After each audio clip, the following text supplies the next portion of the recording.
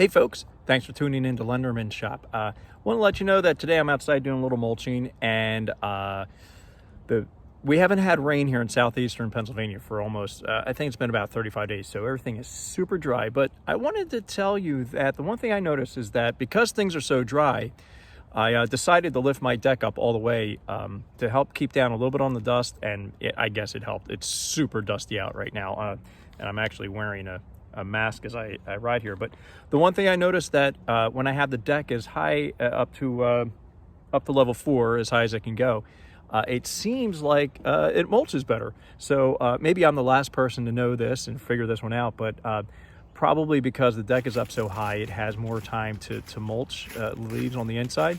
You still have your blowout, from under the deck, some leaves blowing out, of course. And it's not perfect, but it seems to do a really nice job all the way up. So the next time you do your mulching, which might be this year, might be, this fall, maybe it's going to be in the spring now. Some of you are past the mulching, but try keeping it up on the highest level you can and see if that helps your mulching be more effective. Again, if you haven't seen my video on the mulch cover for the John Deere D105, check it out. I'll put it right up here. I've had this mulch cover for a few years, and it certainly does the trick. It's all I really need to mulch. And again, I mulch, and then at the end of the season, I clean up the leaves, put it in the bagger. But I haven't used the bagger on the tractor yet this season, and you can see the yard is looking okay. I haven't even put as much time into the yard because of the drought that we're having, so I've been holding off.